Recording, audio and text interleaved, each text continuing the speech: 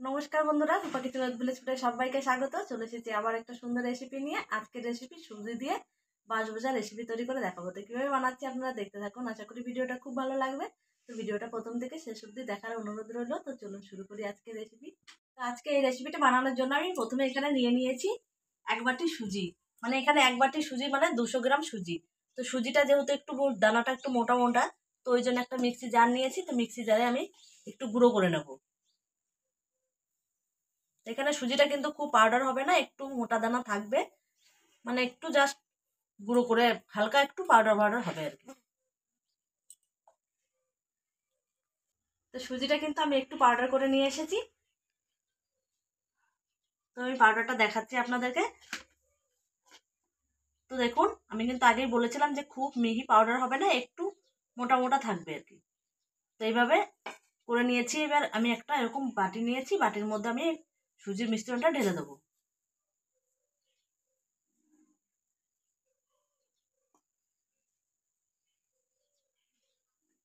এবারে নিয়েছি যে বাটিতে করে আমি সুজি নিয়েছি সেই বাটিরই হাফ বাটি চিনি। চিনিটাও একটু পাউডার করে নেবো। আর এই চিনিটার ভিতরে আমি পাউডার করার জন্য আমি এখানে আরো 2-3 টুকরো এলাচ নিয়ে নিয়েছি। এলাচটাও চিনির সাথে দিয়ে দেবো। চিনিটাকে পাউডার করার পর আমি এরকম আরেকটা বাটি নিয়েছি। তো এই বাটির মধ্যে আমি প্রথমে দিয়ে দেবো ডিম। আমি একটা ডিম ফাটিয়ে রেখেছিলাম, তো ডিমটার মধ্যে দেবো। তো আপনারা চাইলে কিন্তু ডিমের বদলে টক দই দিতে পারেন।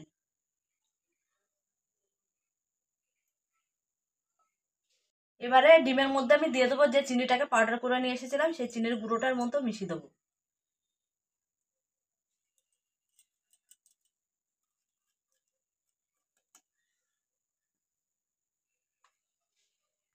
আর দিয়ে দেবো এখানে আমি সয়াবিন তেল নিয়েছি। যে বাটিতে করে আমি সব উপকরণগুলো দিচ্ছি সেই বাটিরই 3/1 ভাগ। তো এটাও মিশিয়ে দেবো এর মধ্যে। এবার একটা হ্যান্ড উইচ নিয়েছি, হ্যান্ড উইচ দিয়ে একটু ভালো করে মিশিয়ে নেবো।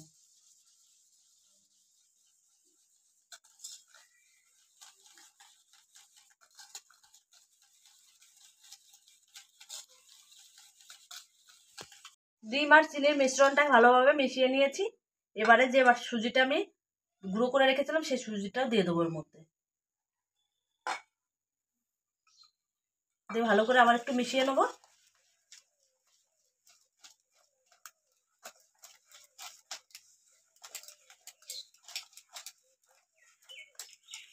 ভালো করে মিশিয়ে দেওয়ার পর আমি এখানে দিয়ে দেবো স্বাদ মতো লবণ। যেহেতু সুজির মিশ্রণটা অনেকটাই মোটা, তো এখানে আমি দুধ দিয়ে একটু পাতলা করে নেবো। খুব পাতলা করার দরকার নেই, তার জন্য আমি অল্প অল্প করে দুধ দেবো। দুধটা একবারে দিতে যাব না।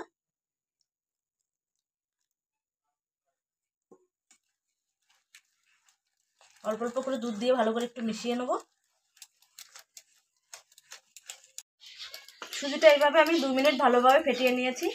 তো সুজির মিশ্রণটা কিন্তু আমার এখনো এরকম মোটাই আছে। তো এরপরে আমি এর মধ্যে দিয়ে দেবো 1 চামচের হাফ চামচের মানে 3/1 ভাগ বেকিং পাউডার। যতটা বেকিং পাউডার নিয়েছি তার অর্ধেকটা দিয়ে দেবো বেকিং সোডা। নিয়েছি আমি একটু কাগজি লেবু, যেহেতু আমি ডিম দিয়েছি এখানে ভ্যানিলা দিচ্ছি না, তার বদলে আমি একটু লেবুর রস দিচ্ছি। সবকিছু দিয়ে ভালো করে একটু মিশিয়ে নেবো।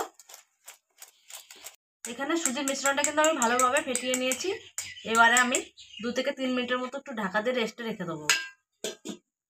এদিকে আমি একটা স্টিলের থালা নিয়েছি। তো আজকে কিন্তু আমি এই বাঁশ ভাজাটা এই স্টিলের থালার মধ্যেই বানাবো। তো আপনারাও কিন্তু স্টিলের থালাই ব্যবহার করবেন, অন্য কোনো থালা নিলে কিন্তু হবে না একদমই। এর মধ্যে একটু সাদা তেল আমি লাগিয়ে দেবো।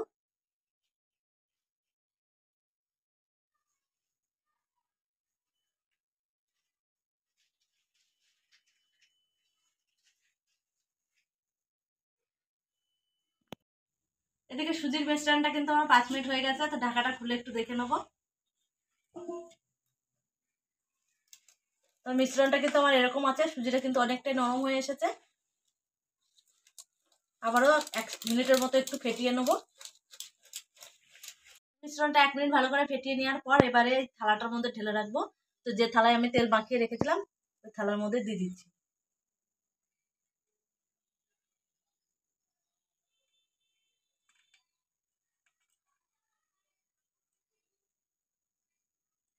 মিশ্রণটা আমি এই থালার মধ্যে ঢেলে নিয়েছি।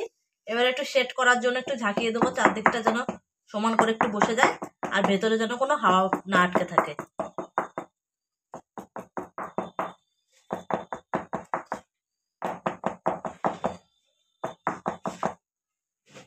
ভালো করে কিন্তু আমি সেট করে নিয়েছি। এবারে থালাটা বসানোর জন্য আমি আগের থেকে একটা কড়াই বসিয়ে রেখেছিলাম উনুনে, আর মিডিয়াম লোতে দিয়ে আমি কিন্তু কড়াইটা হালকা গরম করে নিয়েছি। এবার একটা স্ট্যান্ড বসিয়ে দেবো। তো স্ট্যান্ডের বদলে কিন্তু আপনারা বাটি, থালা, ছোট প্লেট যাই বসাবেন বসাতে পারবেন। তো আমি স্ট্যান্ডটা কিন্তু উল্টো দিকে বসাচ্ছি, যেহেতু আমার কড়াইটা একটু ছোট। তো এবারে সাবধানে আমি স্ট্যান্ডের উপরে থালাটা বসিয়ে দেবো।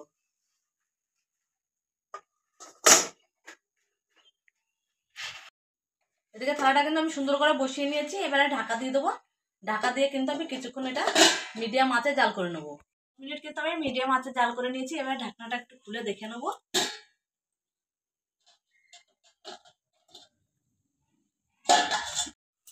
তো বন্ধুরা এখানে দেখে বুঝতে পারছো যে অনেকটা কিন্তু হয়ে এসেছে। তো এই সময় কিন্তু আমি একটু ছুরি দিয়েছি, ছুরি দিয়ে একটু কেটে কেটে আমি একটু সাইজটা কেটে নেবো, যাতে পরবর্তীতে আমার কাটতে কোনো অসুবিধা না হয়। একটু দাগ টেনে নেবো আর কি। কিন্তু আমি সুন্দর করে দাগ টেনে নিয়েছি, পরবর্তীতে আমার কাটতে সুবিধা হবে। এবার আমি মাঝে এগুলোতে একটু এবারে আমি কিছুটা ড্রাই ফ্রুট নিয়েছি। তো আপনারা যে কোনো পছন্দের ড্রাই ফ্রুট নেবেন। আমি এখানে আমন্ড নিয়েছি, তো একটু করে ছড়িয়ে দেবো। এতে দেখতেও ভালো লাগবে, খেতেও সুন্দর লাগবে, টেস্টি হবে।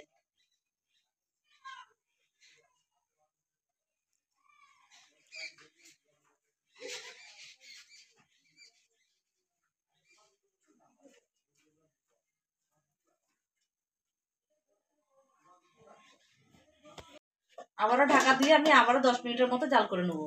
আমি আর একটা উনুনে কড়াই বসিয়ে নিয়েছি। কড়াইতে এবার একটু চিনির রস তৈরি করে নেবো। তো তার জন্য এখানে আমি চিনি দিয়ে দেবো।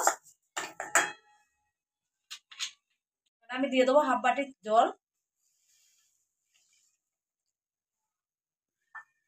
আবারও 10 মিনিট আমি ভালো করে জাল করে নিয়েছি। এবার আমি গ্যাসটা অফ করে দিয়েছি। এবার কিন্তু আমি কড়াইটা নামিয়ে নেবো।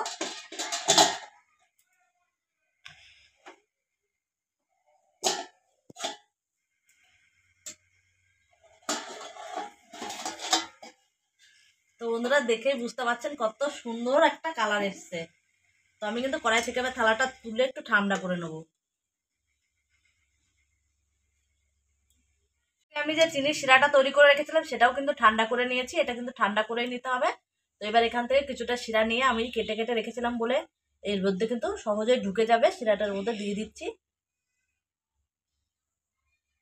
এতে করে কিন্তু খেতেও যেরকম সুস্বাদু হবে, আর দেখতেও কিন্তু বন্ধুরা বিশ্বাস করুন দেখতে খুব সুন্দর হবে।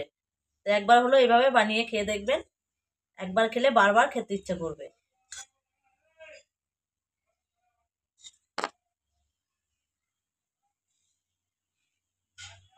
আমি কিন্তু পুরোটাই দিয়ে দিয়েছি। তো এখন উপরে ভেসে আছে, কিন্তু কিছুক্ষণ পর দেখবেন যে চিনির শিরাটা কিন্তু একদম সুজির সাথে কিন্তু মিশে যাবে। বন্ধুরা এখানে আমি 10 মিনিট কিন্তু ভালোভাবে ঠান্ডা করে নিয়েছি।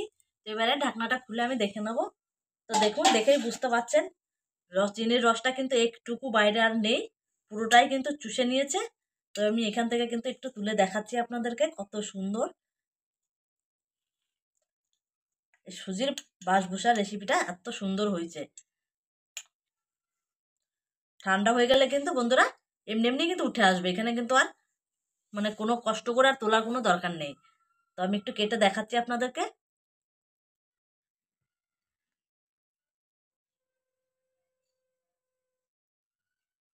আর উল্টো দিকটা এত সুন্দর কালার এসছে, দেখুন একবার।